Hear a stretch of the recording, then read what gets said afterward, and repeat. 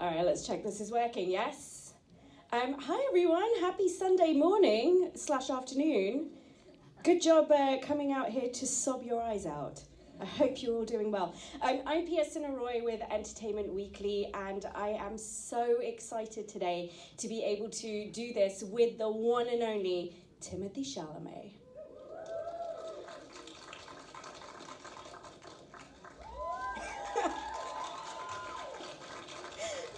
Hi, Timmy. How did you do it? I don't entirely know. It was a little bit here. Let me. You good? Yes. Okay, perfect. All right. How are you today? Good. Thank you everyone for being here. Yeah. And we're getting streamed into other places. Hi to the 57 theaters that are getting to watch this. Hello, everyone. Say hi. Hi. They're all here to see me, obviously, but So, we'll see you. we are in 2018. This is so crazy. Has this just occurred to you? Well, it's I don't know. October. Like, No, we're it's being November. beamed into a bunch of theaters. Have you done this before? No, I haven't. I'm terrified. But this is good. Let's get see on. what happens. So, everyone who's just seen this, you saw the credits, and we heard you reading the really beautiful poem "Let It Enfold You" by Charles Bukowski. Just tell me why you felt like that poem was so relevant to this film, and how did you feel reading that? Yeah, that's a poem called "Let It Enfold You" by Charles Bukowski, and I'm pretty sure that's the title. And that I didn't get to choose that. That wasn't my. I have no power in that regard. I wasn't like making the movie, writing it. But the 7-second poem in the middle of the movie on the college campus is that poem, and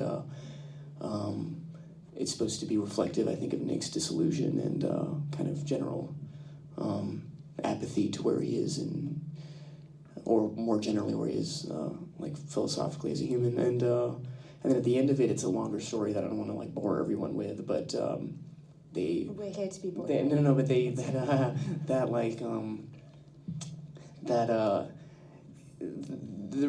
there's like a lot of reasons that poem had to go there at the end, and weirdly I only did that like 3 months ago. I was doing a movie in England, and I did it. That's a cool hat. I've seen that hat.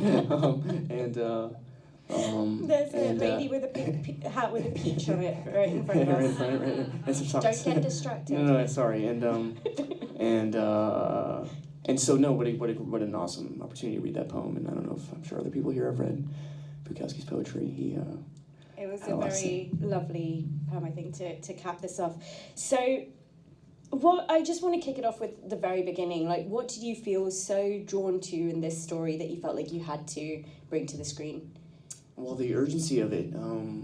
I've said it before. I don't want to be boring or anything, but this is like something a lot of people are really going through. A lot of adults, and I think it's one of the important things about the movie is I think it's kind of an anti-glorification of drugs and using, and I think that's what's helped in Steve's perspective is you see like what an addiction could do from a family's point of view, not to be tragic or manipulative or anything. It's just I'm sure there's people in this room that have been affected from a whatever sibling or friend perspective.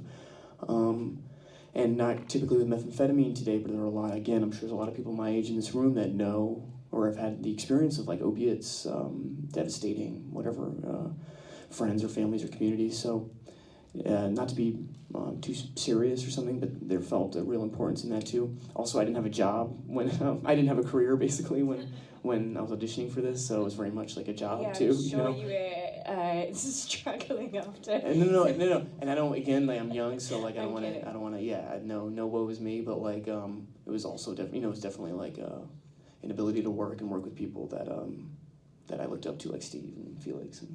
So you rock up onto set and you realise that Michael Scott and Holly from The Office are your parents. Yes. How does that feel? That's what a trip. I mean, it's like the unauthorized. I had an English accent there for a second. That was like it was like an unauthorized sequel. No, I'm kidding. But it's like an weird alternate universe of the future of The Office. Yeah, I think it was really like that. It's kind of the purity of Felix, the director. I think he had seen The Office, but that obviously wasn't made in mind. And I think everything for Amy, for Steve, for me we were all trying to be as respectful of these real people's lives and real stories, and I'm sure people here have read the books too. So, it's great to talk about, and I think it's interesting for some people when they're watching it to like clue into that part of the experience. But I think that was not. It wasn't too omnipresent. Yes, but did you say that's what she said to Steve Said no. Okay, good. No. So you mentioned the book. Of course, this movie is adapted from two incredible books by the father, David Sheff, and his son, Nick Sheff. And of course, those are the two characters you and Steve play. When I imagine you probably got to spend a decent amount of time with both David and Nick. For you, what was the most compelling thing about Nick that you really wanted to make sure you portrayed? I don't think there's anything specifically, but I know I'm happy when I talk to the actual Nick now. I think it was like the humanity of it, and that was my big fear is people would watch the movie and they'd go like, he was trying to play a drug addict or something, or self-servingly try to whatever. When the more I hung out with Nick, the more I spent time in rehabs, the more I spent time in meetings, I went, oh wait, I think, and I hope the movie gets at this, it's not like there's a face to addiction. It's a human illness. People, when you're addicted, you don't, the physical effects can wear on you, but you don't necessarily look addicted. So I think the leap for me was realizing, oh, there's no leap. I don't have to be a self-serious actor and figure it out. It's like, no, don't play a drug addict, like play a human who is addicted to drugs. And I think, hopefully, again, to each their own reaction, but like, I would hope that's what that scene, the phone call to the sponsors about, is like Nick in every way is like, I want to stay sober. Like this, I'm doing everything right with the program prescribed. I'm calling my sponsor.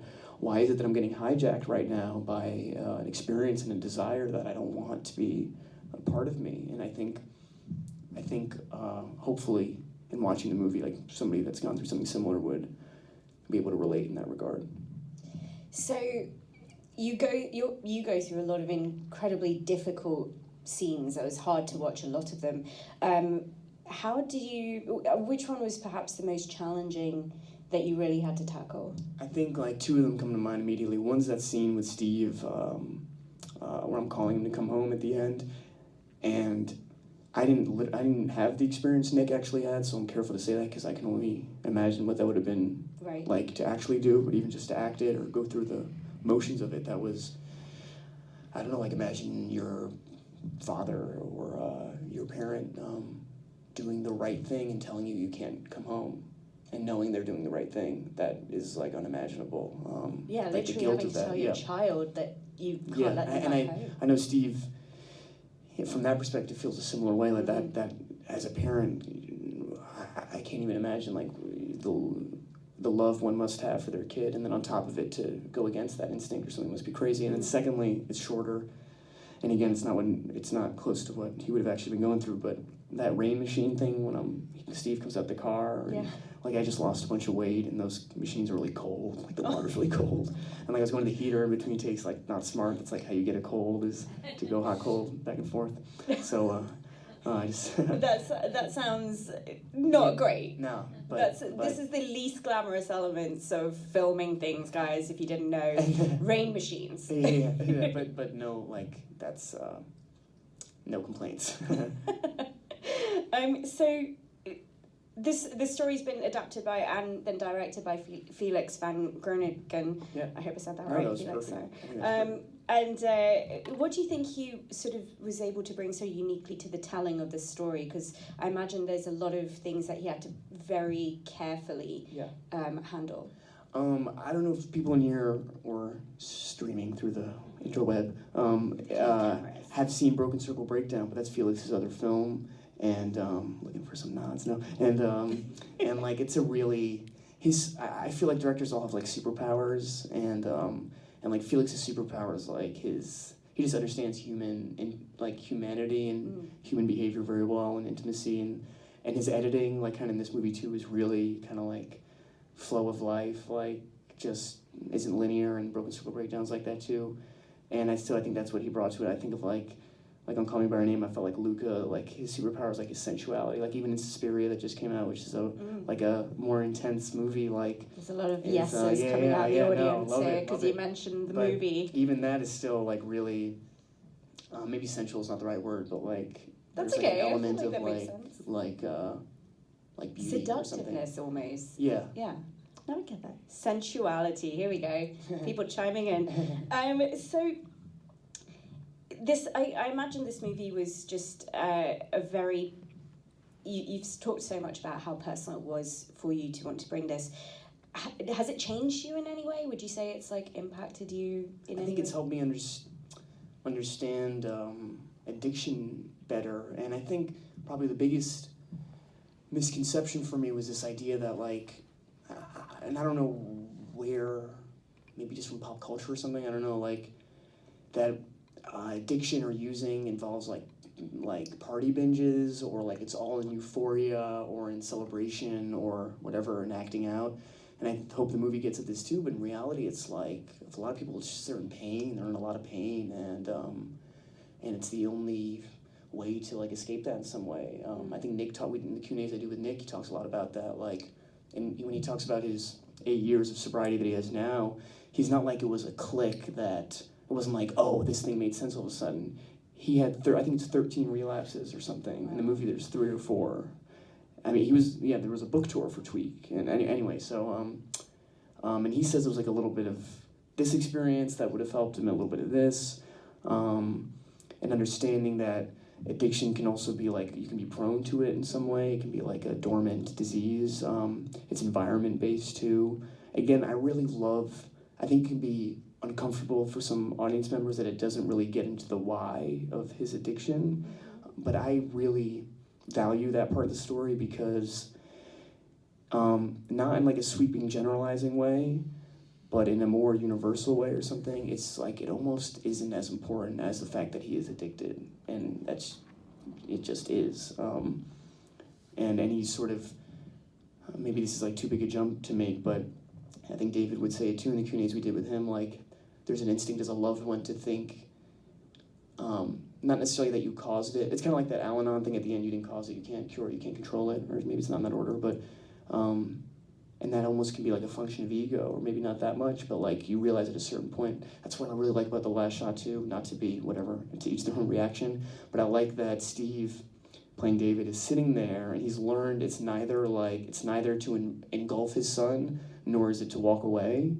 but rather to just kind of like be there with him and for him. And that's what I like. He doesn't hug me at the end, like I'm weeping next to him. He's just there, and then I go to him, and then he comes to me. So, but maybe that didn't read to anyone. So, no, I thought that was actually very lovely, and I think for so many people it was very. I guess it's interesting to see a person like Nick who feels like he's been given a lot of, lives a very lovely life, has had a nice upbringing. So to understand, perhaps try and understand, what led him down the path that it did. I think this film sort of touches on that. That pain doesn't always have to come from adversity; that it can come from many other things. Yeah.